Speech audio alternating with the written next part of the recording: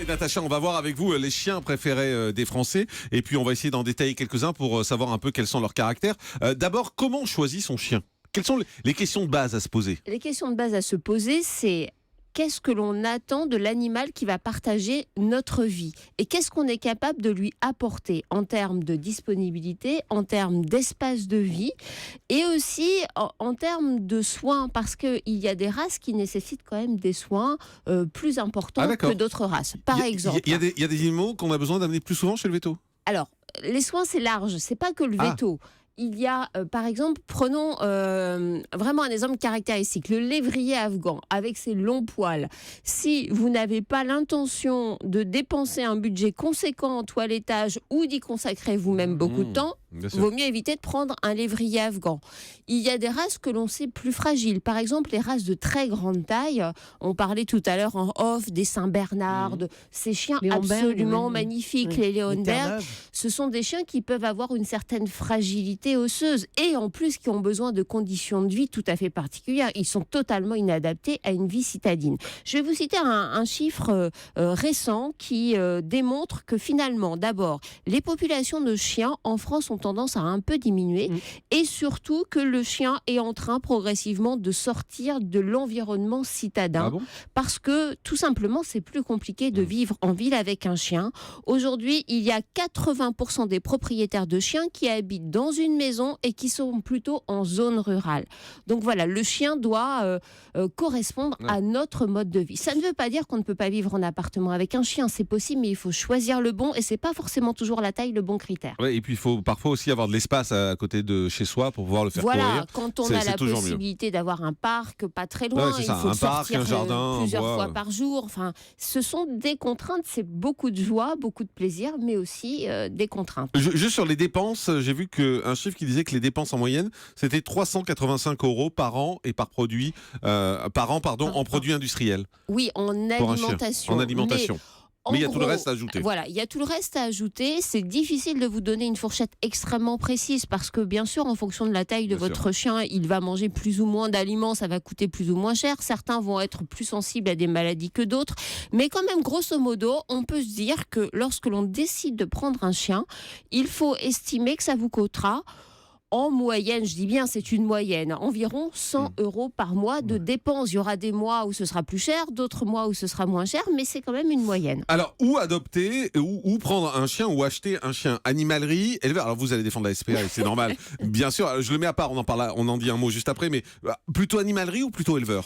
Alors, écoutez, on parlera évidemment des chiens à adopter parce que franchement, ça doit être la priorité. Mais pour les gens qui souhaitent faire l'acquisition d'un animal en dehors d'un refuge, moi, j'aurais une tendance naturelle à privilégier des éleveurs de proximité qui ont peu de races. Ça ne doit pas être un grand magasin où vous arrivez, il y a 15 races qui vous sont proposées, des chiens partout, des éleveurs qui connaissent leurs animaux, qui les élèvent dans de bonnes conditions, qui ne font pas des sevrages précoces, qui apportent une vie normale aux chiens, que les chiens soient dans des parcs, que les mères ne soient pas donc séparées trop tôt de leurs petits, etc. Donc il faut se renseigner, il faut aller voir sur place, il faut poser plein de questions, il faut demander à voir les parents, il faut regarder comment les choses se passent. On n'arrive pas comme ça un beau matin chez un éleveur en disant celui-là me plaît, je le prends. Je vais prendre un chien, toute la famille est d'accord. Dans un instant, on va vous donner les chiens préférés des Français, mais d'abord un mot sur la SPA, comme promis. Oui, alors évidemment, vous savez qu'on a beaucoup d'animaux à faire adopter, beaucoup de chiens en ce moment. On a une diminution, un ralentissement de nos adoptions. Il faut vraiment venir adopter avant l'été qui arrive pour désengorger nos refuges. Ce qui fait peur, honnêtement, quand on va à l'SPA, moi qui aime beaucoup les chiens, c'est qu'on se dit on ne connaît pas l'histoire du chien. On ne sait pas ce qu'il a vécu, on ne sait pas quel est son caractère, on ne sait pas s'il aime les enfants, s'il va être agressif. Moi, honnêtement, c'est ça qui me fait peur pour aller acheter un chien à l'SPA. Vous avez en partie raison, Jean-Marc. On ne connaît pas toute son histoire, mais parfois on la connaît malgré tout. Et même si on ne la connaît pas, les animaux passent du temps avec des professionnels, on apprend à les connaître, on les teste en compagnie d'enfants. Alors non pas qu'on ait des enfants témoins. Ah ben, il a mangé. Celui-là c'est fini. Non mais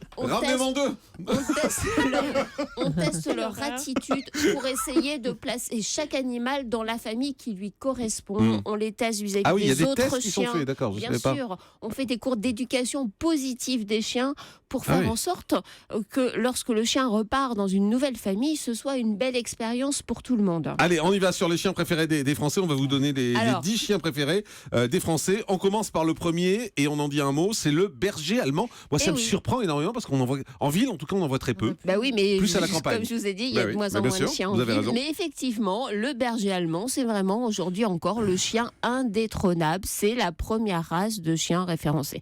Alors le berger allemand, il est aussi très utilisé comme le numéro 2 d'ailleurs, qui est le berger belge, comme chien de garde ou parfois comme chien qu'on dit, même si le mot n'est pas très joli, d'utilité, c'est-à-dire avec des professionnels de la sécurité. Ils sont d'ailleurs pas tous très très bien traités. Heureusement que cette profession est en train de s'améliorer par rapport à la prise en charge. Mais c'est pas méchant chiens. Un berger allemand ? En fait, aucun chien en soi n'est méchant. Ce qui compte, c'est le contexte dans lequel il a évolué depuis son plus jeune âge. C'est son maître. Le maître rend le chien tel qu'il est. Et vous pouvez avoir un chien qui, à un moment donné, peut avoir un comportement difficile. Si le maître sait bien se comporter et l'éduquer correctement, le chien ne sera pas méchant. Donc le 1, c'est le berger allemand. Le 2, c'est le berger belge. Le 3, c'est le golden retriever.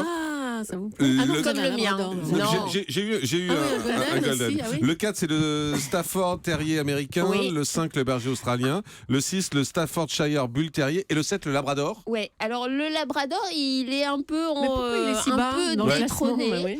Parce que finalement, le Labrador, peut-être que les gens se rendent compte que pour une vie de famille pure, c'est un chien actif, qui a un vrai tempérament, un peu fort, et c'est peut-être pour ça. Mais ça, c'est mon analyse personnelle. Un mot sur le berger australien. C'est un chien qui a vraiment la cote.